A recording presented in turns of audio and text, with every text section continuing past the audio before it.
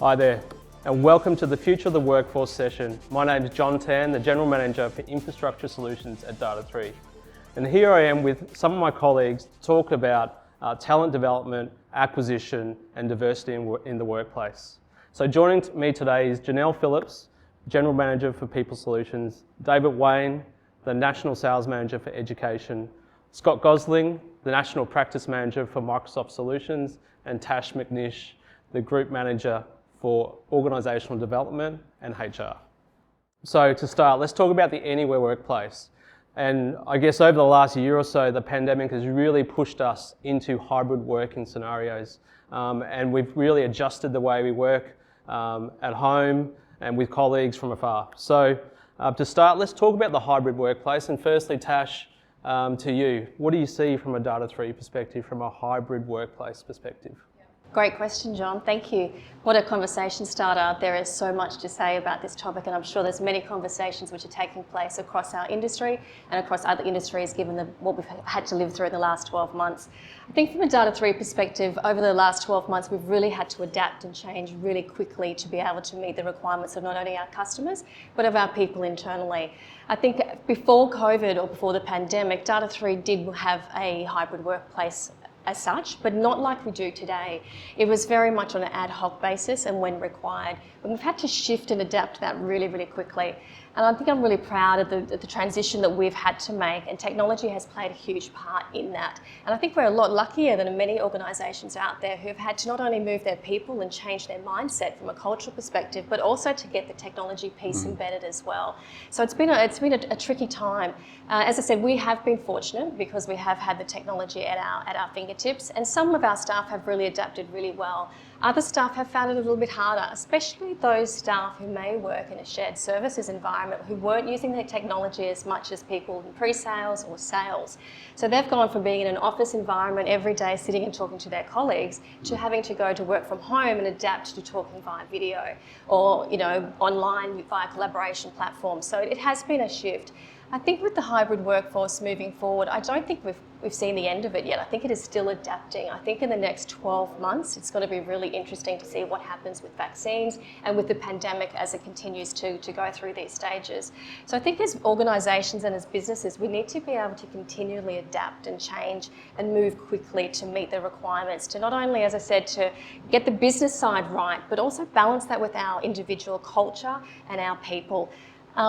There is a lot of talk about whether this is the way of the future and everyone moves to working from home and don't have these offices. I know there's some organisations who are downsizing their location space to have just a work from home. I think for us, as I think for me and from other HR leaders that I've spoken to, I think it's about getting that balance right. I think if you look at Data3, our culture is so important, and our collaboration and teamwork and how we work together, those water cooler conversations. Mental health is really important. Some people do struggle working from home and being alone on a day-to-day basis, and being in an office environment, being able to get the signs if someone is struggling or doing it a bit tougher is important. So I think if we can find the balance which gets the meeting our customers' needs, absolutely, using the technology is great if we're working in different time zones, absolutely it helps us to meet those needs, but also getting the people element and getting the culture right for our business. So I don't think I don't think we need to put a brand on it or a percentage split. I think it's about getting the balance right. And I think Data3's done a great job so far, and continuing to adapt. We haven't locked and loaded it. I think it's a continuum that we're working towards. Yeah, great. And thanks for that, Tash, because it is such an individual thing, and we see that in our interactions with our teams that different team members deal with that hybrid scenario differently depending on their situation. So what about from a tech industry perspective, Janelle? I know from a customer perspective, acquisition and attraction, retention is really important. What are you seeing? Well, if you look back a year ago, John, we had probably nearly 100% of our contractor workforce on site with customers. But since the pandemic, what we've seen is customers adapting to working with a flexible model. So we've seen a number of contractors now working from home and also working from the office. We've seen them look at strategies of how that works, And one of the strategies that we've seen them working towards is having specific days where people will work in the office for project activity, for stand-up meetings, so that they can keep that cultural element and connection with the teams in their environments. And I think that a lot of organisations externally have adapted to work with this change in our environment. Yeah. And I think technology, as Tash said, is a really fundamental part of that, having the technology that's right, supportive, allowing you to work anywhere. Scott, from a technology perspective, what are you seeing from a modern workplace perspective?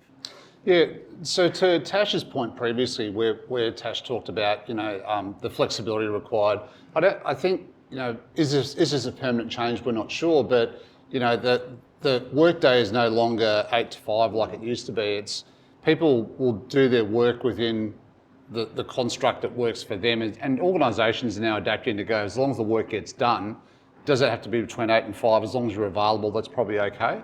But then you've got to have technology solutions to support that. And there's probably 4 main elements to actually support that flexible working that Tash talked to before.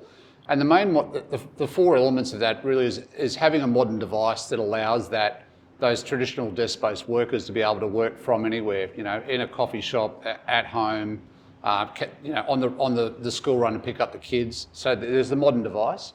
You need a modern management solution to work with that. So, and that's really important in today's world, where you need to patch and maintain and secure that device.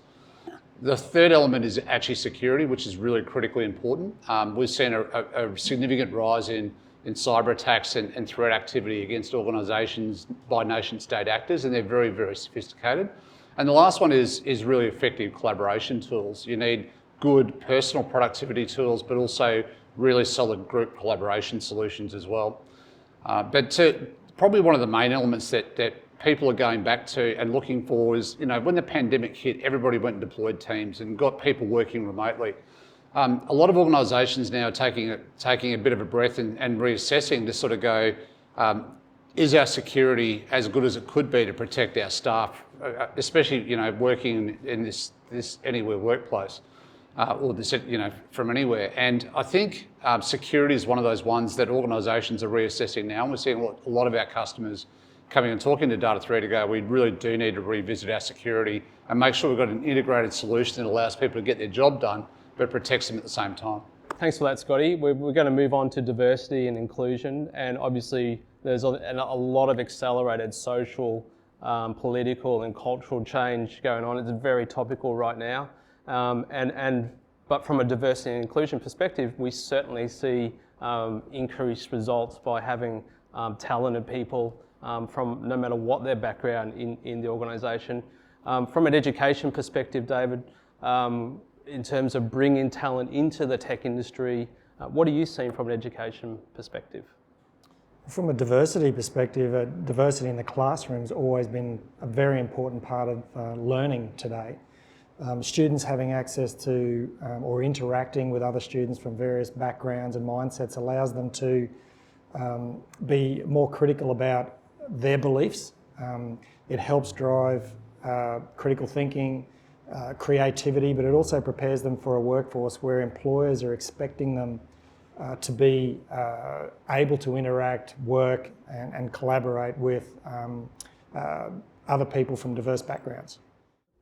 And Tash, in terms of diversity and inclusion, what does it mean from a Data3 perspective as well? Yeah, the diversity and inclusion is everywhere at the moment. It's a huge topic. I'd like to break it down into the 2 areas of diversity and then the inclusion piece. I think that for me and for Data3, I think that we're all different. I think that one thing we've learned during this whole pandemic is that, whether it be age, race, culture, sex, background, it doesn't matter, we are all different. But what we have heard, and the saying we've heard a lot during the pandemic, is we are all in this together. So I think if anything, we want to belong and be inclusive. So I think that when we come to D&I, it's about having that inclusivity, and I think technology allows us to do that. I think the collaboration allows us to do that, and that comes back to my first point around getting the balance right. So we need to be able to belong and fit together, but also come together. So I think that diversity The main thing for me around diversity is to have everyone who does have different backgrounds, because what it brings is diversity of thought and diversity of ideas. Just because everyone is different, as we've said, but it's the ideas and the experiences that the people have had which allows us to come together and to grow and to develop and to build our culture and to build our business moving forward. So I think as a business, any business, we need to continue to look for individuals who are different to bring those opportunities internally to a business to be able to tap into their experiences and ideas and thoughts to allow us to grow and develop and to be inclusive. Thanks, Tash. Now we're going to move on to the skills gap, and obviously in the tech industry, skills are widely sought after, and we've seen an acceleration in demand for particular skills. Janelle, from an industry perspective, are you seeing that get better or worse? How's it trending now? Let's break down the skills gap. There's two elements to it. There's one is the skill and the other is availability. So if we look at the skills, the digital workforce has evolved so quickly. We've seen over the last 5-10 years a dramatic change in the demand of what skills we need. We now have data analysts, BI skills, even as you know, customer success needs. They weren't around 5 years ago as much as they are now. So if we talk about skill, we need to develop and evolve, and we need our training, and we need to have people adapt to the new skills that are coming into play. And then we have availability. And on the availability side, it comes down to organisations being able to put their value forward of what they're offering. So sometimes a skill exists, it's just not available to that organisation because they're not attracting the right people at the right time. That comes down to salary, comes down to the benefits being offered. So it's not all just around the development and training, it's also about organisations reflecting on what value they can offer to an employee and attracting that employee as well. Janelle, can I ask a question? Have you found in your business the pool is getting smaller because we haven't been able to get as much talent from overseas into Australia because of the impact of the pandemic? Tash. Yeah, over the last 12 months, we have seen a reduction in being able to bring overseas talent, but also being able to move people just around the States has been an impact as well with the pandemic. We've had, even though we're working from home more, there is still that need for people to come into the office. So we haven't seen Queensland-based organisations or New South Wales-based organisations wanting to take candidates from other states. It's, at the moment, still too risky. Thanks Janelle and Tash. In terms of those skills, we've seen that over the last few years is, when we're talking about careers and technology, that it's not those traditional roles that used to be there. It's very much shifting, as you said, into new roles as well. So it's an exciting space that we need to talk about it more broadly. Also, from a customer perspective, Scott, the technology we're managing now is shifting obviously more towards cloud-based technologies and management of cloud as well. What are you seeing in your customer interactions? Yeah, it's a really good point, John. And to Janelle's point previously about the change in skills, and the other problem is obviously the amount of candidates that are actually coming out of university with STEM skills is a real issue. So the available talent pool is actually declining. The last decade, there's less people coming out with STEM certifications than previous. So we've got a shrinking talent pool, but an explosion of technology and people required to support that. And to your point about how cloud impacts that, and Janelle's point previously, where we're talking about these new roles that didn't exist 5 years ago, we're seeing in clients some roles or some new requirements that didn't exist before. Things like a role called FinOps or financial operations. FinOps in a customer is all about making sure that your cloud spend's correct, but the ability to show back chargeback. So it really requires a hybrid skill of IT skills, understanding cloud, but also an understanding of finance. So there's this new emerging capability called FinOps, SecOps, so security operations, and in the security operations center, the SecOps team to actually support that customer. But in a cloud universe, with all the telemetry and data that's coming at those people, can be an overwhelming area. traditional operations in a cloud universe requires new skills. So, DevOps, so development operations. So the ability to actually code and actually treat infrastructure like code in a DevOps scenario. And then there's data ops too, so the data operation side. So these, there's always new disciplines coming out which are impacted by cloud, and I think the sort of catalyst for that was the agility that cloud gives you, allows you to do things really in real time, but then you require these different skills and disciplines and governance to manage that at the same time. Yeah, so a real kind of clashing or hybrid bringing together of technical skills and sometimes financial skills or business and governance skills together. It's a really interesting trend that we see, and staying on top of those trends is a really difficult thing, I guess, from an education perspective. David, how are you seeing the education sector stay in tune with that shift in terms of developing talent and skills around a moving target almost? Sure. Yeah, well, it's difficult to understand how to prepare students for a workforce when you don't know what those roles are going to be. So there's been a lot of focus on soft skills like emotional intelligence, resilience, critical thinking, and that's all about preparing students to be more adaptable to a changing workforce. You mentioned STEAM and STEM earlier on, Scotty. There's been a lot of focus on that over the last few years in schools as part of learning programs. But one of the things we've seen more recently is more of a focus on engaging with industry and partnering. And that's about helping students understand what the opportunity is in tech over the next few years. And a good example of that is a program called the Gateway to Industry Schools program, which is a local Queensland program supported by the government and run by the ACS here. And essentially what we're doing is providing young people in schools with access to young people in Data 3 for mentoring and experience to understand what those career opportunities look like in IT. Great. Well, thanks, Dave. And it's a big challenge because as our talent comes through and as we develop talent, it's important that we're able to meet the demand that we see in our customers as well. All right, so it's been a really good discussion today, and I think it's been a whole bunch of different perspectives on what we see coming through the talent development piece, the skills that we need, the demands that we're getting, the shortages that we see in the marketplace, how we're dealing with that today, how it's been accelerated, I guess, by the pandemic.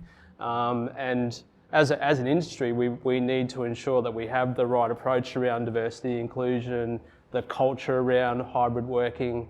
In terms of takeaways, Tash, any final comments from you? I think that we're still in it. So I think that we need to just keep an open mind, but also take our people on the journey with us, be transparent with what's happening inside our business, seek feedback. I think they're all part of the same journey. So we are all in it together, and don't be closed. Just got to keep an open mind about what's around the corner. Who would have thought 12 months ago we would have been here? And so who knows what the next 12 months look like? Exactly, yeah. And Scotty? I think one of the important things is making sure that your risk and governance follows your technology, and you've got a really tight alignment there. And I think making sure that you go back and address those areas that might have got brushed over when in the rush to get people working remotely, it really needs to be gone back and tightened up. And Dave, what about from your perspective, from an education angle? So John, I think that engagement I talked about earlier with industry is really important, and to give you an example of some of the work that we're seeing done in some schools at the moment is around virtual reality, and we've got some quite advanced programs in the area of mixed and virtual reality to address how hands-on learning can be practically completed in a remote setting. For instance, if you think about a university or a TAFE course that might have a significant practical component to that course that might be done in a lab or a workshop on campus, it's very difficult to deliver that in a remote setting. So there's some great work being done in the VR to address that space, and it's an exciting part of our industry at the moment. Absolutely. And Janelle, final words from you. I think it's really important that organisations focus on planning.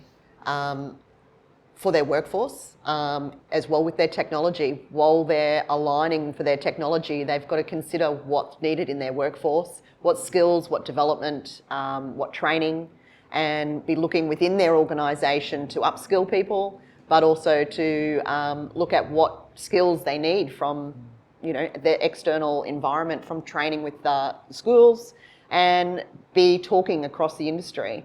I think they need to think of a flexible and adaptable plan. Have version control, because you're going to need to change it regularly. It's not a set plan and walk away. As Tash said, the market's changing. We don't know what the next 12 months is. So, if you're not planning and changing that plan as the market evolves, you will be left behind. Well, thank you to my colleagues for joining me today in discussing the future of the workforce. It's been great hearing your insights and perspectives on how the workforce is changing and evolving. For those of you that joined us today, thank you very much. Enjoy the rest of your time at JuiceIT.